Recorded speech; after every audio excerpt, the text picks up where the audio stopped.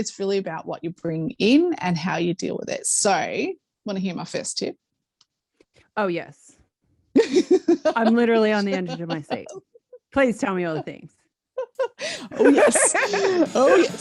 All right. So the first tip is welcome to the Wild Roads. I'm Shonah Lee. And I'm Paula Ivy. Join us for conversations about how we don't do stuff normal. How we choose the wild roads of life. We want to show you all that's fun and possible, building businesses, making money, navigating relationships and parenting, things we nerd out about, and running at our wildest dreams. We're off to a cracking start, mate. Cracking. We are. Cracking start. All right, let's just jump right in. All right, let's do it.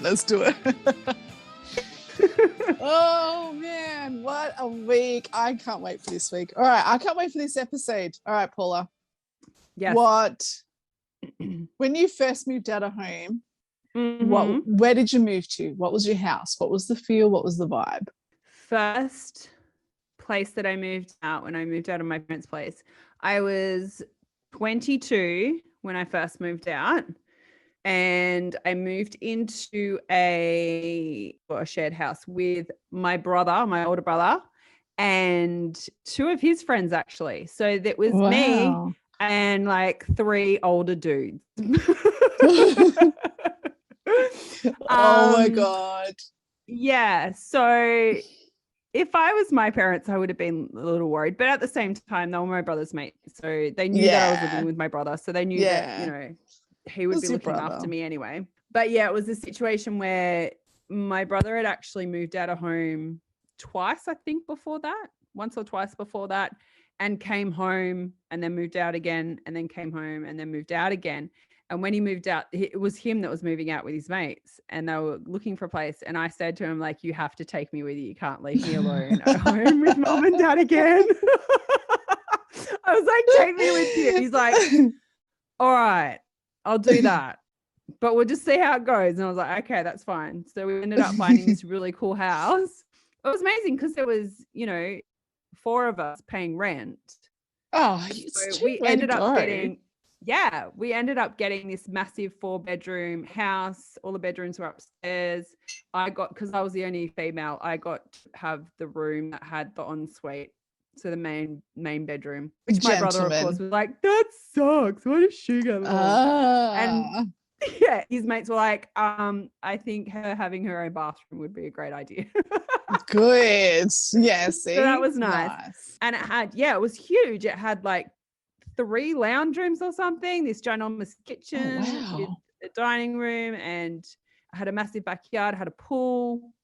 Oh my goodness. Yeah. They had, somebody who came and took care of the gardens and the pool for us as well. So I think our first house out of my first experience living out of home was pretty sweet. Wow. Oh, wow. That is sweet. That's cool. Yeah. So it was really interesting learning how to live with other people who weren't my brother, but people that I knew quite well, which was great. Yeah. It was really cool. And then that's when I started dating Brendan. And so then he started staying over a lot, and he had his own place with his brother. So I'd stay there. And then eventually we're like, let's move out together. And that was the first time that I'd lived with, a boyfriend. And I ended up moving out to the beaches, which was about an hour and a half from where we were living. So living far away from people and all that sort of stuff. So that was actually kind of, I think, a bigger step than living by myself for the first time, because I was actually living with my brother, which kind of feels like you're still living at home anyway. So yeah, that's right. Exactly. Yeah, it has security. Yeah. So it was kind of like, it wasn't like a huge shock for me with the first time living out of home, because it was kind of like the nice next thing to do. Yeah, that's it. Yeah, that's cool. I love that. You're gonna freak out when you hear where my first place is. Yeah, probably. Because I know that's not usually what happens when people move out of home. But I moved in to a shared house with 3 other dudes. What? I shit you not. I went to I just finished year 12. So in the September, October or whatever. And then it was the January of the next year, and I'd met this guy from Melbourne, my then boyfriend. It was very, very new. I'm like, and I was really stuck, like, what am I going to do with my life kind of thing. I was just like, I'm going to move to the city, which is 6 hours away from my mum and dad's home. They were very encouraging and all for it. I don't know whether that was because they wanted to get rid of me or not, but it was like, no, I don't think so. I don't think so. I think it's just like, yes, pet, let's go. But I moved with my boyfriend into his uni house. So he was at uni, and with two other students, like two other guys, medical students. And it was crazy because that house didn't have a pool. That house wasn't really nice. That house didn't have people taking care of our garden. We had I can still smell it. It was gross. It was just have that disgusting cooking smells in old carpet. It was right on the main roads, on Springvale Road, Blackburn Road, Melbourne, which was 3 lanes across both sides. It was just so noisy. Hectic.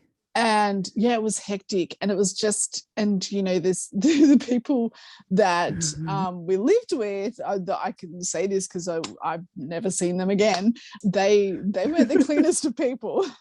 And I had to share a bed, share a bathroom with them. And I hardly knew them when I first got there. And it was just, it was a time that I won't forget. But it was a gross house. And then it was just like my boyfriend and I, same thing. We moved out together and to get our own place. We had this beautiful, beautiful little unit with wooden floorboards in Glen Waverley. And it was my first, home that I created myself and decorated myself and came home to, and it was just us. It was just, that was a real defining moment for me. It's just like, oh, now I'm grown up.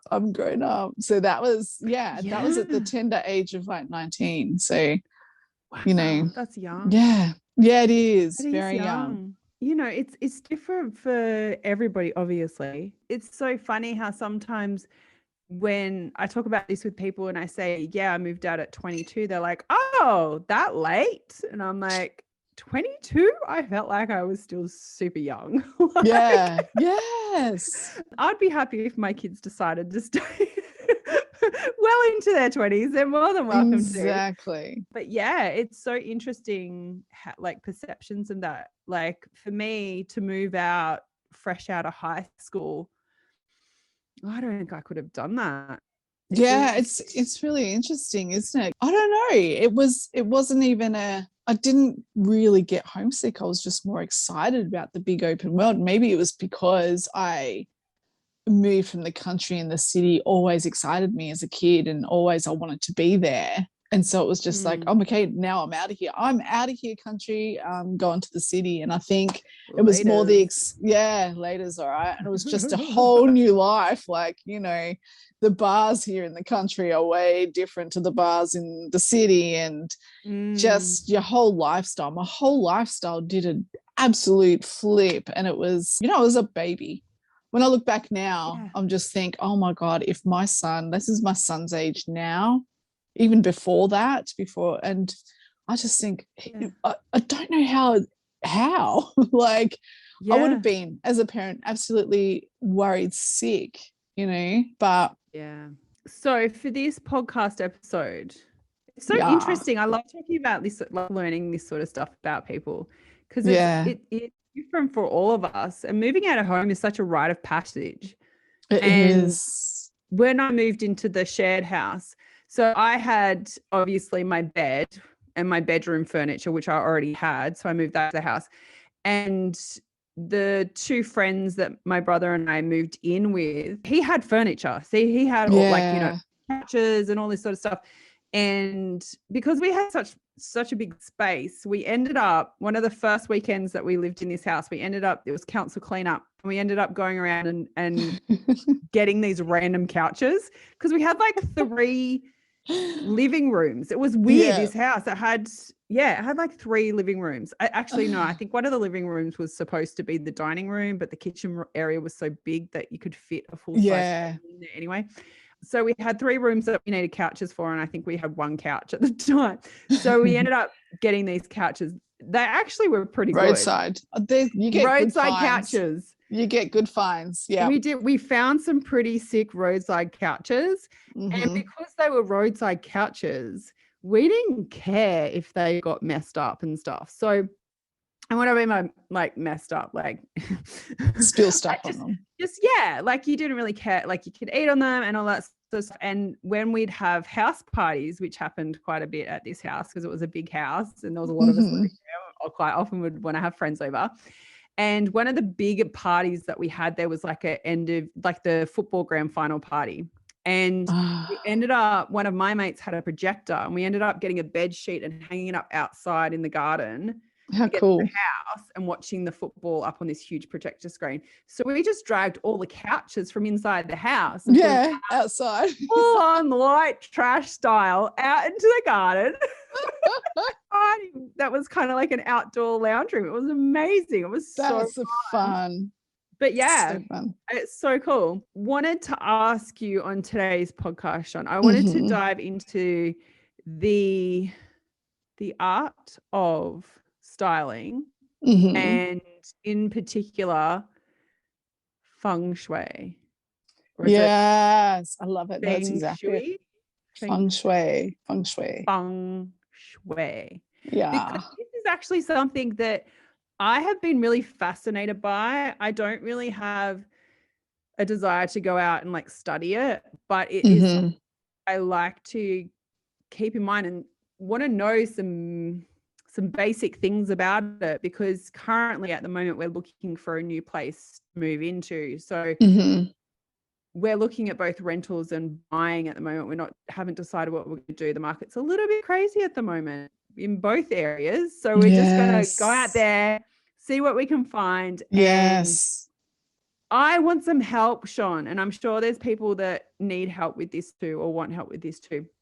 What are some things that we can look for when we're looking for somewhere to live and a place that's going to be a home that feels really good for us? Yep, beautiful. I love this. And let's preface this with that I am not an expert on Feng Shui, but I did study it as part of my interior design course that I did, like, I don't know how long ago that was now, 18, 20 years ago.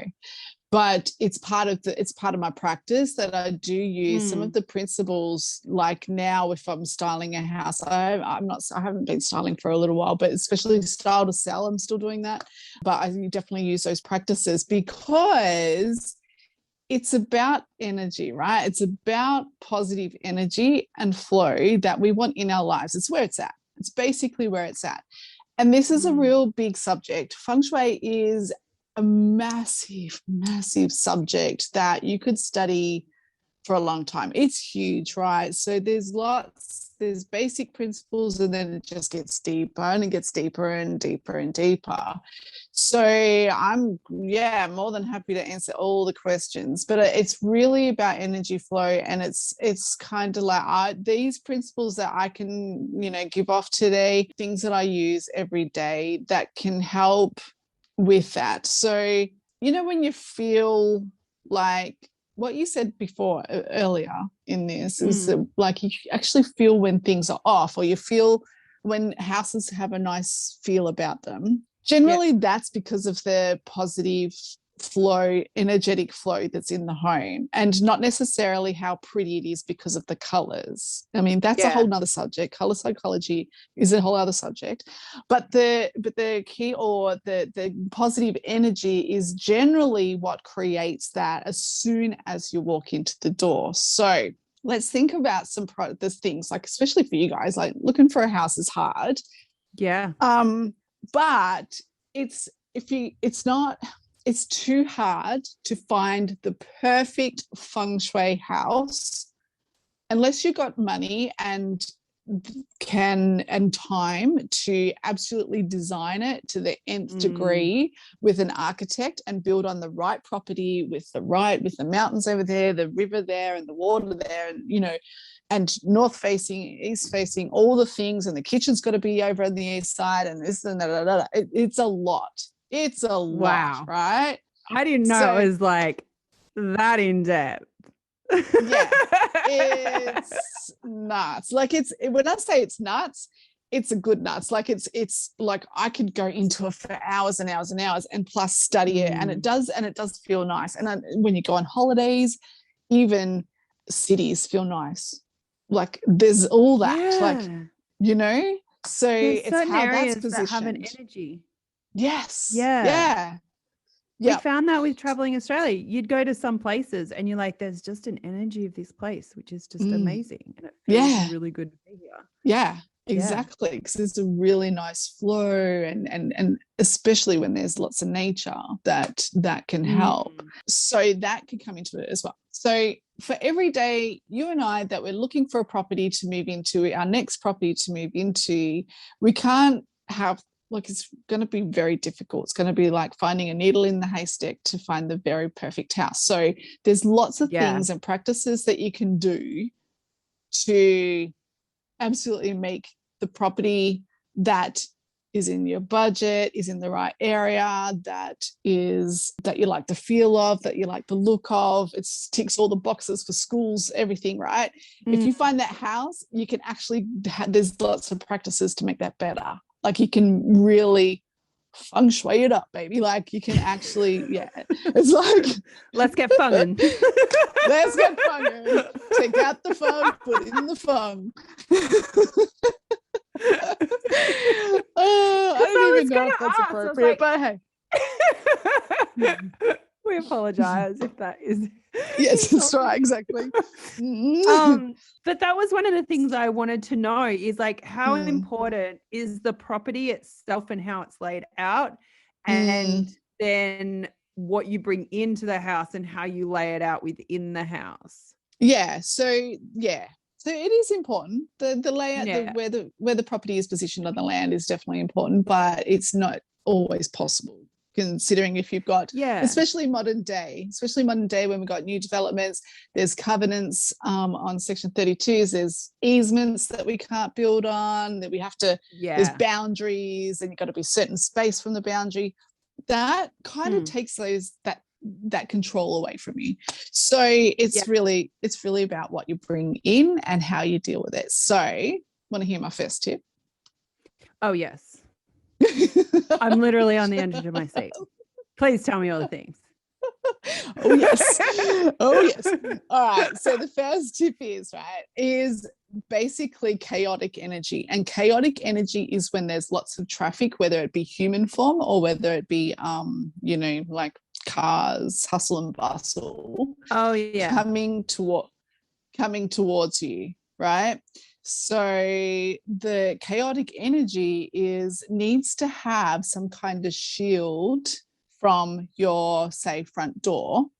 So if you picture you're at the end of a court, like this property is at the end of the court, and your front door is right there in full view, it's exposed to all the traffic coming into that street. The traffic is always going to go to the end of the court, whether to turn around, it's always going to your front door. That's chaotic energy, right? It's chaotic energy. So you can't help that. That's the position. But it doesn't mean that you can't buy that house or you can't rent that house. Renting is a little bit harder, but if you purchase that house, you can put a fence up. You can put high shrubs. You can put or lots of trees, right? You can put any kind of barrier or shield, something to block that chaotic energy or slow it down, or even just to make it, shoot off into other areas. Perfect. That fixes that. Like, it's easy. That's how easy it can be. So in saying that, we think about positioning when you walk into the house, and you think about positioning of different rooms. Now, if you've got a study where you work from home, which is the same thing, where it's like maybe at the front door or whatever, and it's like all the traffic just constantly goes there, human form traffic constantly goes there, bringing in negative energy from the outside. Oh my God, there's so much stuff to talk about. Oh God, I'm just trying to like, I've got to remember about the front door thing. Okay.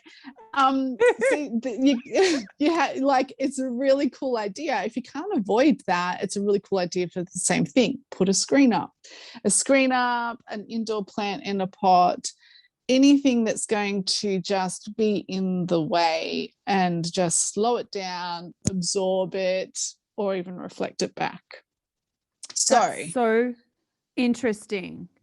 Yeah. In the house that we're living in right now, we all work in the lounge area, which is right where the front door is, because we don't have a study or another room that we can turn into a study in this particular house. So that's actually something Brennan and I both want for the next place that we move into, is a quiet place, because where we both work is very chaotic. Yes. Because we've got two small kids. They're in the lounge room a lot. It's where people come and go in and out of the house.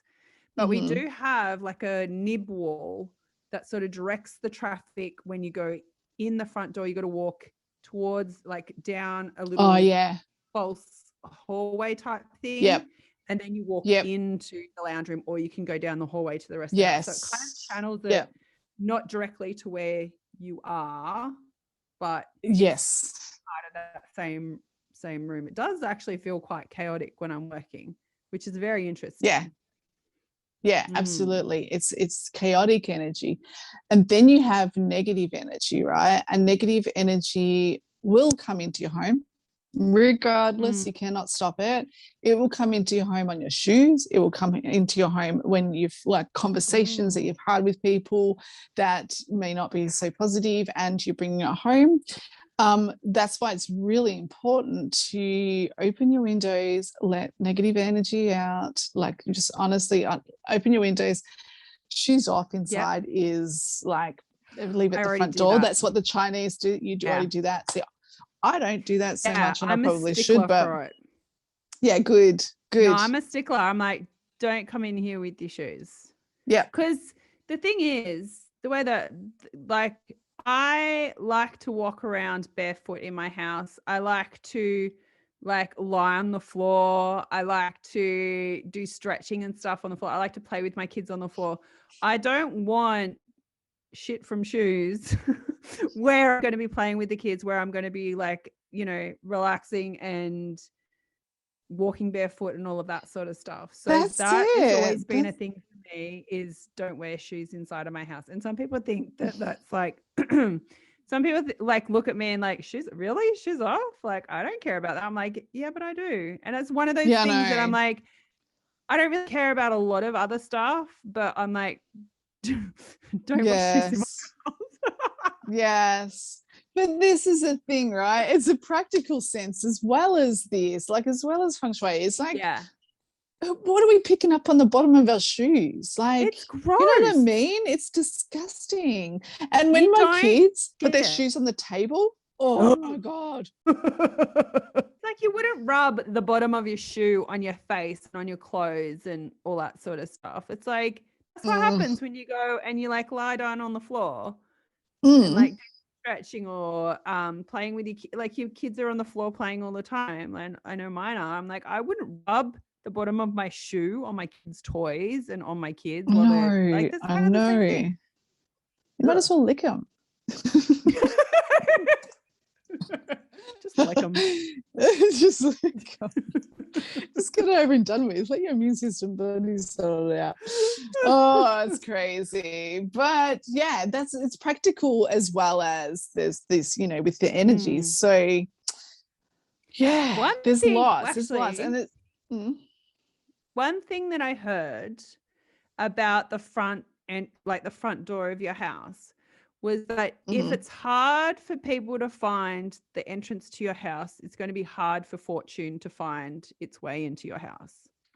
100%. 100%.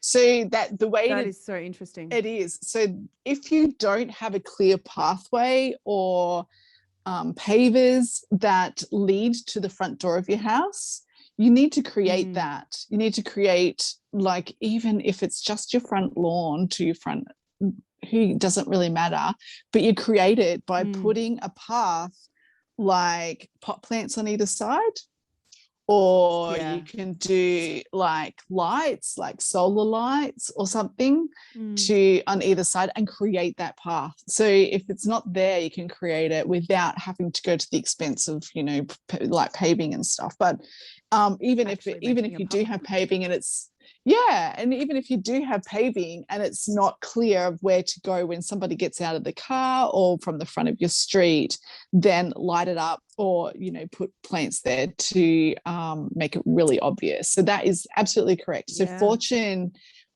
always comes to the front door.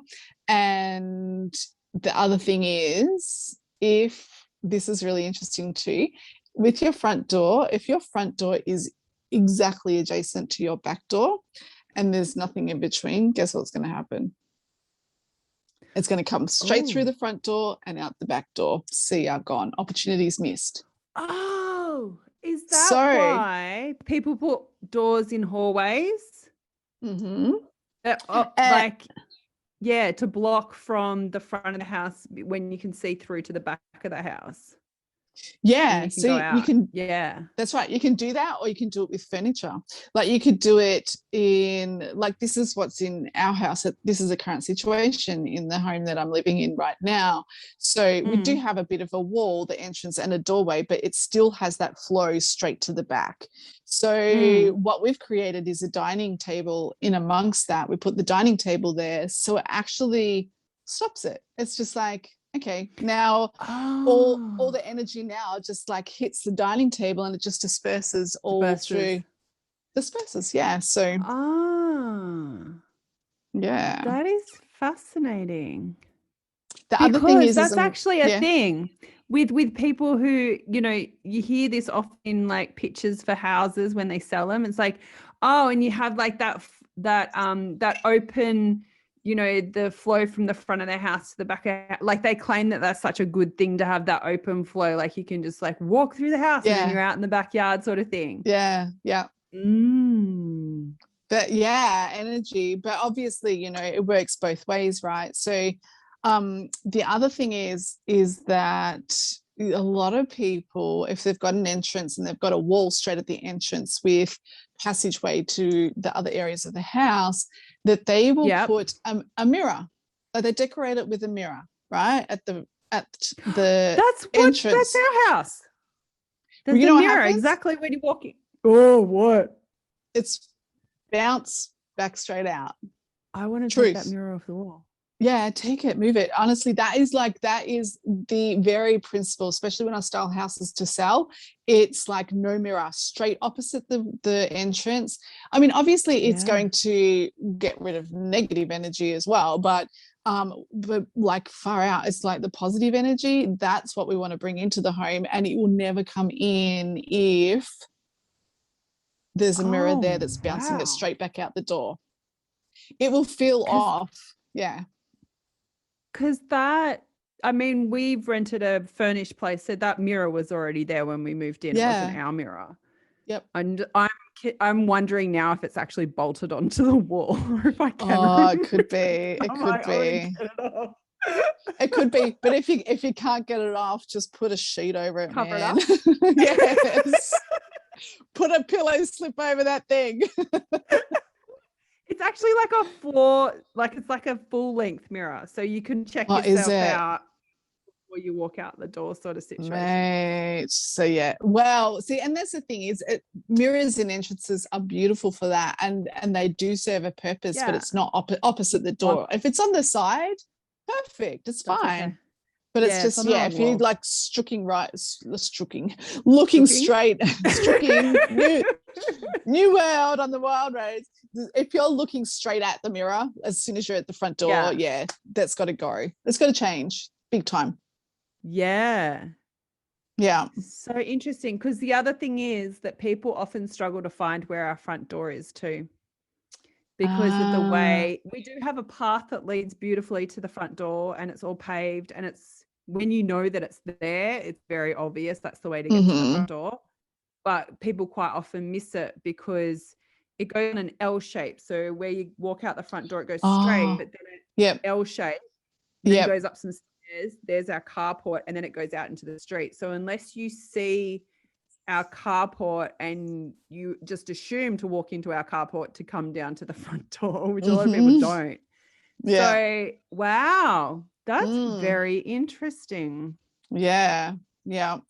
And then it's all about placement of furniture. That's huge. You know, we really like, you've got to think about thoroughfare, but like not crashing into things. I mean, these are principles and fundamentals of design anyway. It's just, you know, making sure there's room to move, not having backs of furniture in like facing the doorway kind of thing. If you've got a home office, like make sure you can see the doorway in your site. That goes for kids' bedrooms too.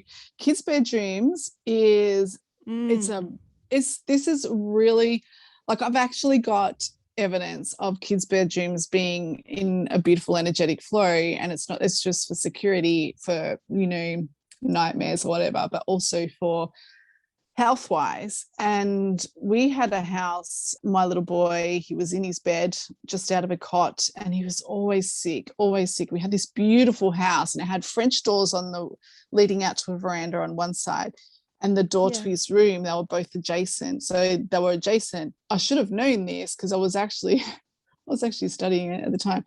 And the bed the bed was like, I basically styled it how it looked beautiful. Yeah. And so I had the bed against the wall and coming out in the center of the room. So at the foot of his bed, the French doors were adjacent to the door to lead into his room. And they went across the foot of his bed. They just went across in that energy flow. And he was always sick. And it's in Feng Shui, it's like sickness. It, like, if that's the positioning of, that's what happens if your feet are at the end of the bed and the doorways are crossing it.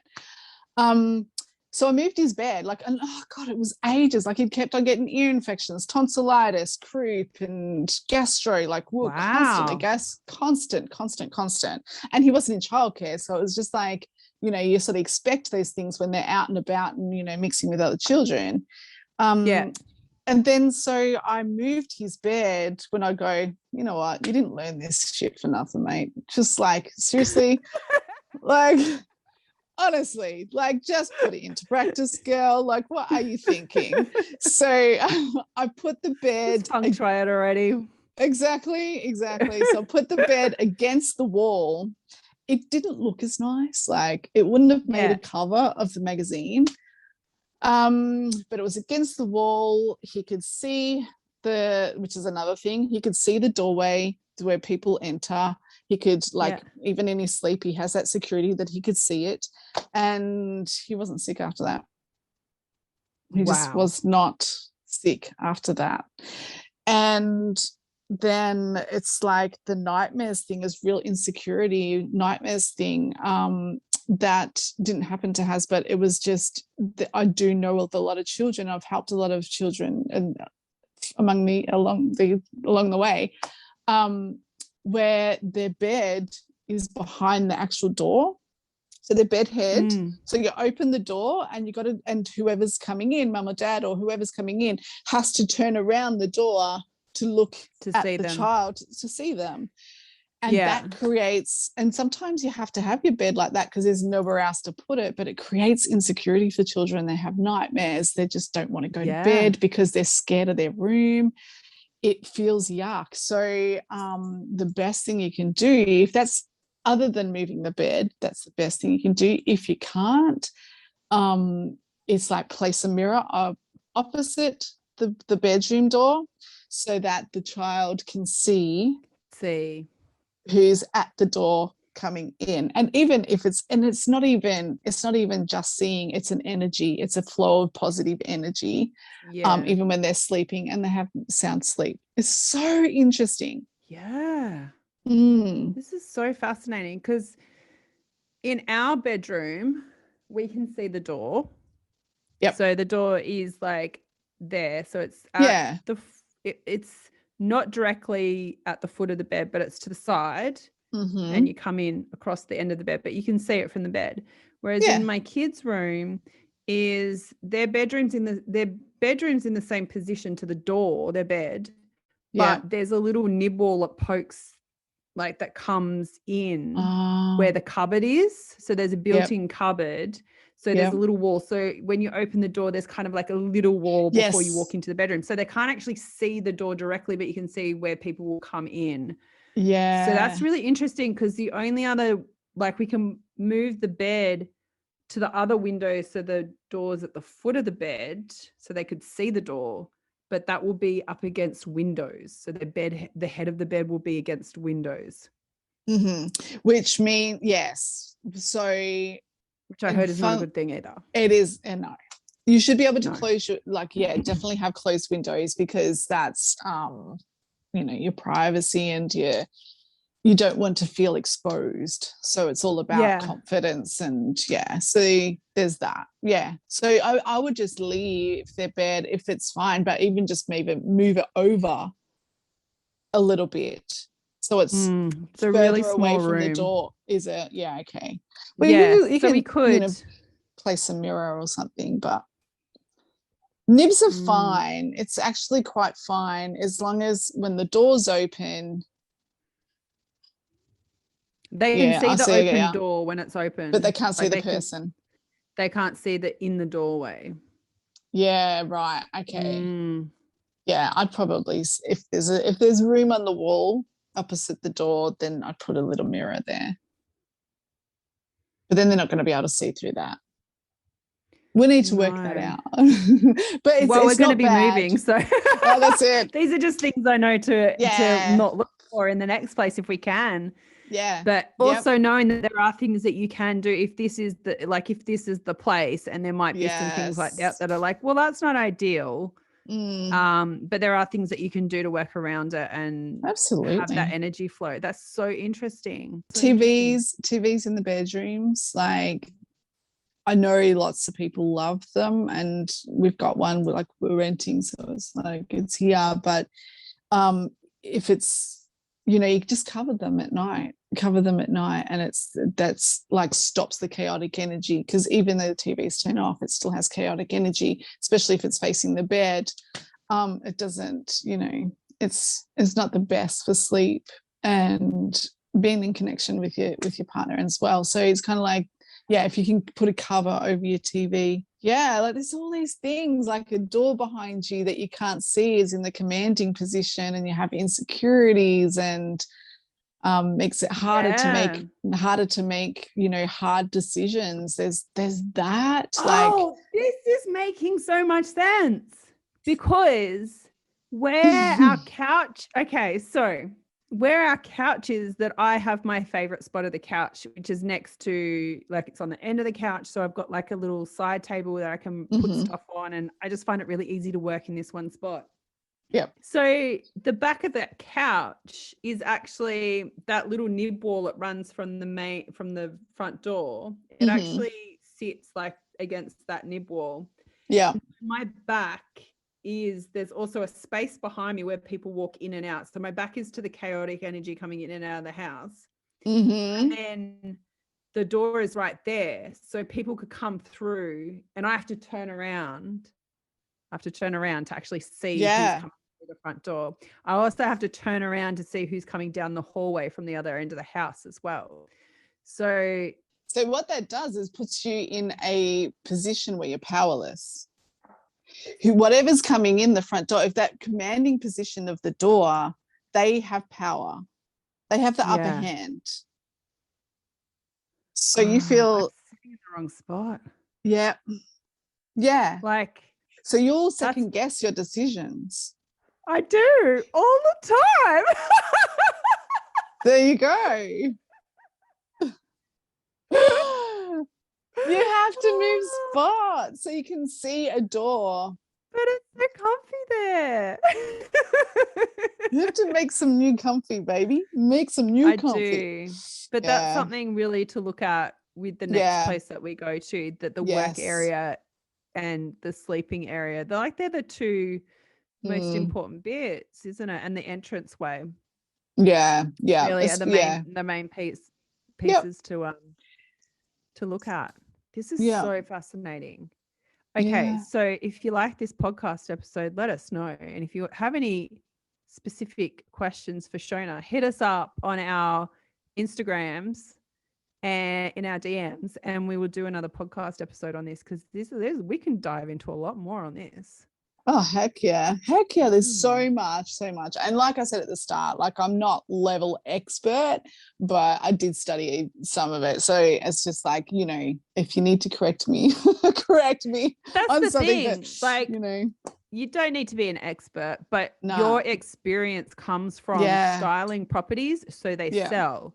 And that's actually, that's beautiful, because people, when they go to buy something, they walk into a property, and if it doesn't feel right, they're like, oh, I like this, but something just doesn't feel right. And you know the art of styling in a way that creates that beautiful energy feeling. And that has a lot to do with how you feel as a person, and you're in that energy every single day.